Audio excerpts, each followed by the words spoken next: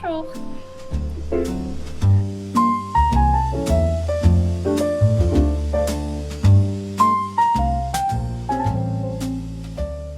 Hello, welcome. My name is Ainsley DuRose and I'm a pastry chef in Paris. And today I'm going to be showing you how to make a little bit smaller version of my Thanksgiving.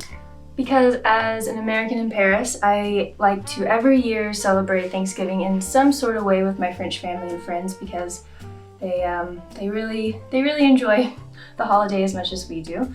So today I thought I'd show you how to make my chicken. I don't do a turkey, I usually do a chicken. Croûte, which is covered in puff pastry. And then I'll do a glazed honey carrots with a aligot, which is a wonderful, cheesy, buttery potato goodness that the French do. And then I'll show you how to make my pumpkin tart, which is a kabocha. It's a Japanese squash with a toasted meringue. So let's get to it. I know Thanksgiving is about turkey, but I actually prefer chicken. One, because turkey isn't really a thing in France, so it's kind of hard to find, and they are a little bit too expensive and also too big for my oven. So I just prefer a simple chicken. A little bit of butter, oil, and herbs, and bake in the oven, and good to go. Now the secret to a good chicken is lots and lots of butter. So when in doubt, just put more. And you don't have to be too particular about the butter because as the chicken bakes and the butter melts, we'll baste it every so often. You want to generously season your chicken with salt and pepper and herbs. Depending how big the chicken is, I usually like to add about half a lemon into the center of the chicken. Because as the chicken bakes, it will really perfume and make the chicken really flavorful and tender.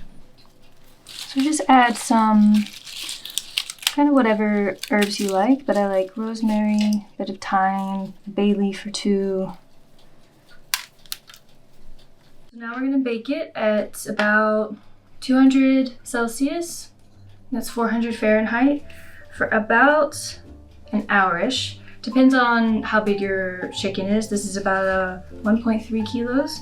So I'll put it at 45 minutes and then check it after that. So it's been about 30 or so minutes and I just want to baste the chicken. Just gonna take all of the butter and fat that's pulled and pour it right back over the chicken. And I like to do this every maybe 10 or 15 minutes until the chicken has browned. Because we are cooking the chicken again with the crust on top, you don't want to overcook it. You want to make sure it's just cooked. So now that the chicken is done and I've rolled out my puff pastry, I've already made the puff pastry and rolled it out completely, which you can do a day or two in advance. And I do have a video, my last video, where I show how to do that, which you can take a look at. We're just going to put the puff pastry over the chicken, and you do want to make sure that the chicken has cooked and that it's cooled completely.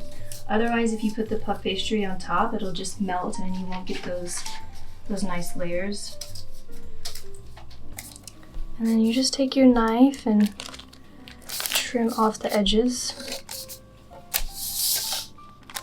And keep the scraps because we're going to use that to decorate as well. With the scraps, we're going to make a couple of long strips because we're kind of going to make it look like the turkey is a present. Just like to cut out a couple of long strips. I'm going to make sure that it's well floured to be able to easily roll.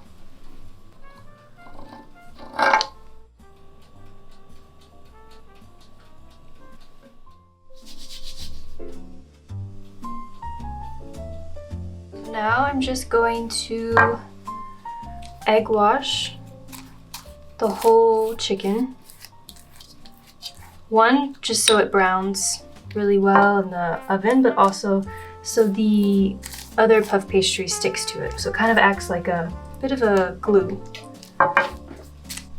We'll add our little bow. So you kind of want to work fast since this is a puff pastry. So we'll put in the oven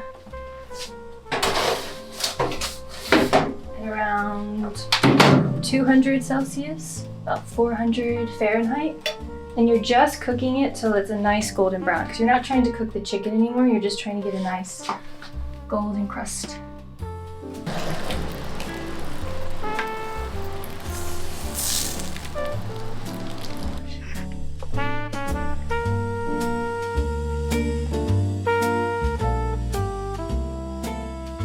So next I'm going to show you how to make my pumpkin pie. It's I don't use a pumpkin because they are hard to find here. I use a Kabocha.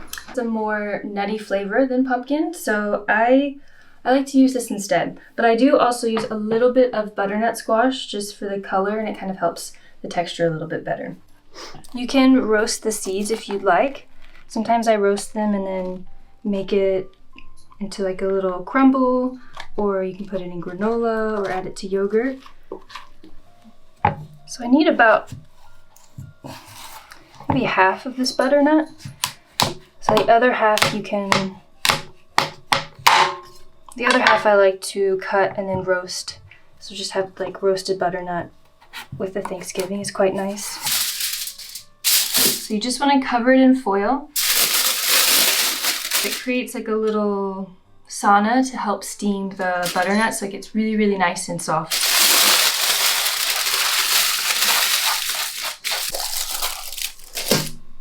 So now we'll just bake these at a 350 Fahrenheit, about 180 Celsius. If you can insert a fork all the way through, then it's fine and you're good to go. But just check every 30 minutes and then every maybe 5 or 10 minutes after that. So now we're gonna make the filling for the pie. Once the kabocha has baked and cooled, then you should be able to scrape it out easily. So we need about 315 grams for our pie dough. So I have about 275 grams of the kabocha and then about 50 or so grams of the butternut. And we're just going to blend it all together. You can use like a hand blender like this one, just as long as you can make it really nice and pureed.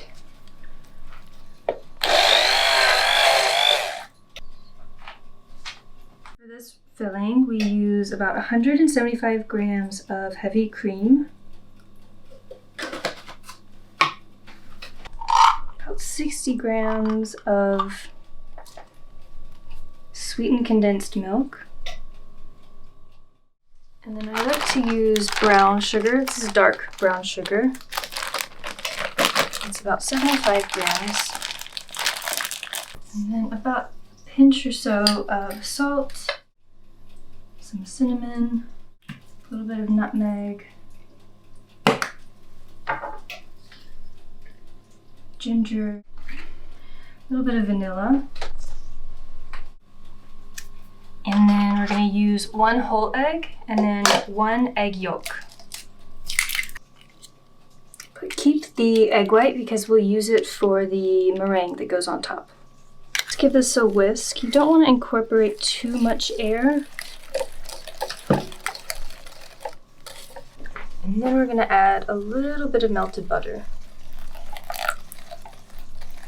And then a little bit of freshly ground clove. So I've already pre-made and pre-baked the pie crust. If you watch my first baking video, you can see the whole process of how I make my crust and the recipe. The great thing about this pie is you can make almost everything in advance and then keep it in the fridge like a day or two if you want. Just gonna pour the filling through a sieve just to get rid of any little lumps that might be in there. You could also use this filling and make a traditional pie crust, but I kind of like more of a tart.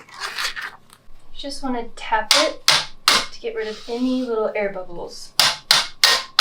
Going to bake the pie at about 180 degrees Celsius or 350 Fahrenheit for about 30 to 40 minutes. Pie is done when it no longer has a slight wiggle, but the center is set and the edges have slightly puffed around.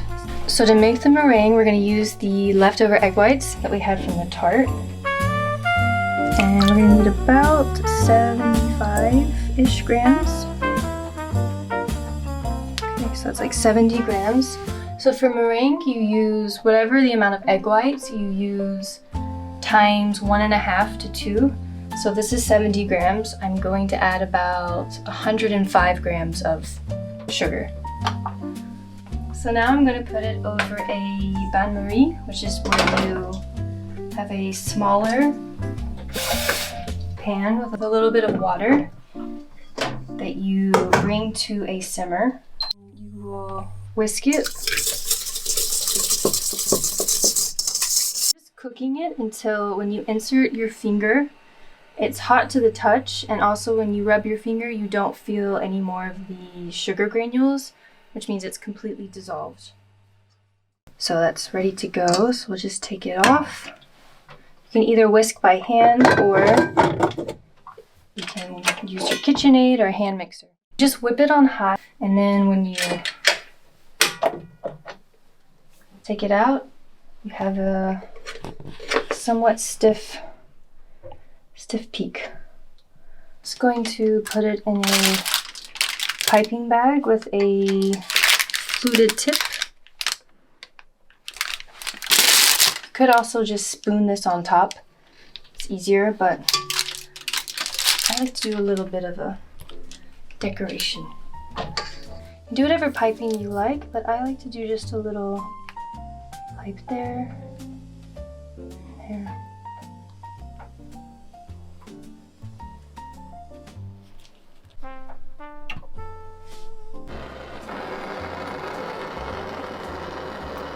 Now, I'm just going to decorate with some toasted pecans. And I like to put a couple of edible flowers on top. But you can really decorate and do whatever you like. So now I'm going to make the Aligot, which is a French cheesy, buttery heaven, basically. So we need about 1 kilo of peeled potatoes that we're going to boil, and you're going to want to boil them so they're very, very, very soft. It's really important to make sure that the potatoes are boiled for as long as they can to be like really, really soft. Because Aligot is very stretchy. It looks like you can pull it and it like falls down in a ribbon. So you want to make sure it does that and doesn't turn gummy. I'm just gonna add cold water to cover with a lot of salt and bring this to a boil till it's nice and soft. The reason Aligot is so good is because the amount of cheese that you put in it. So for the 1 kilo of potatoes, it is 500 grams, all of this cheese. For the milk, we're gonna use about 200 grams of whole milk with about 3 cloves of garlic. And I usually just leave the garlic cloves whole because I don't want too much of a garlicky taste. I just want like a little flavor of garlic. Now we will make carrots.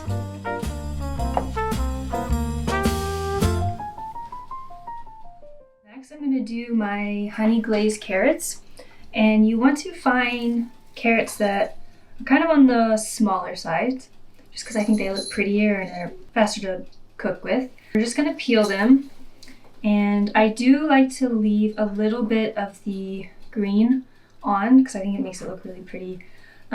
So I just cut maybe 3 inches, but don't get rid of this because after you've eaten your chicken and you have the bone left, I like to add this with any leftover. When I peel this, I also put that in there. You add some water on top with the chicken and you have a really good stock. So always save your leftover peels. So for the glazed carrots, we're just going to add about a tablespoon or so of butter. And put that on about medium heat. Once it's melted, We're gonna add about a tablespoon or so of honey as well. So I'm just gonna add a little bit of water, a little bit of salt,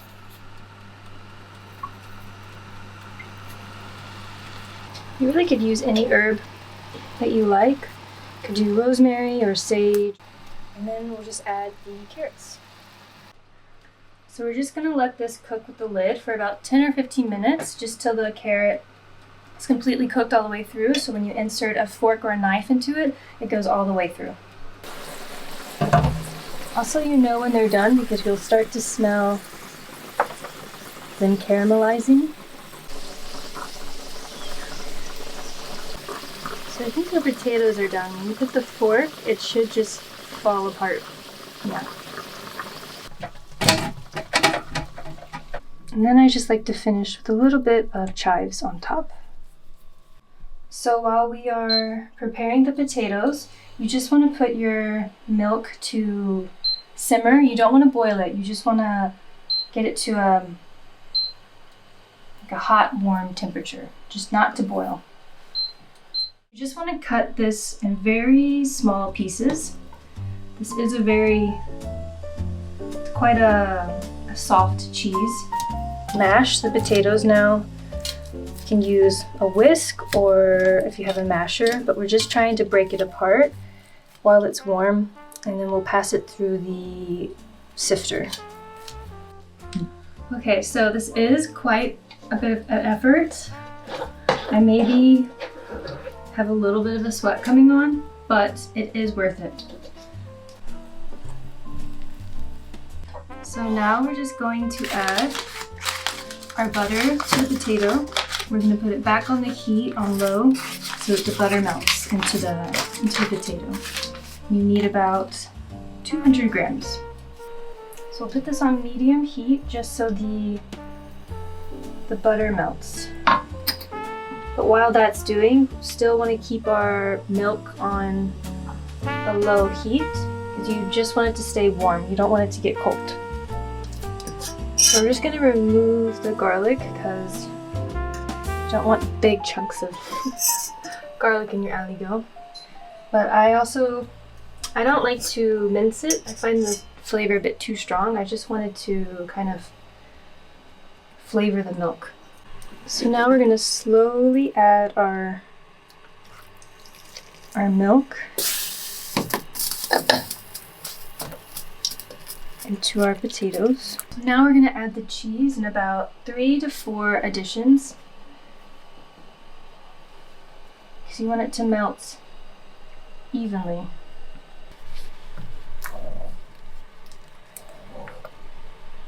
My arm's going to be really sore tonight.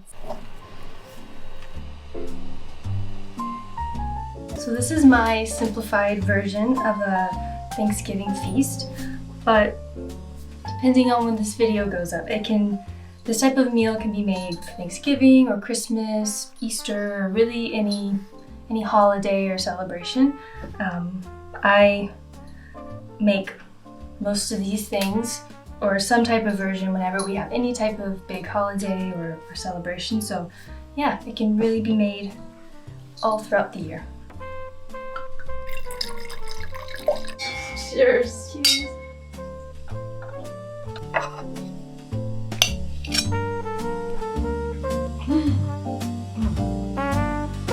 Good? That's insanely good, wow. Thank you for watching my Thanksgiving video, a slight smaller Thanksgiving meal. And happy Thanksgiving to you or whatever holiday you're celebrating. I uploaded a video on my Instagram where I kind of showed the bigger version of Thanksgiving that I do. So if you want to see more of that, you can watch that.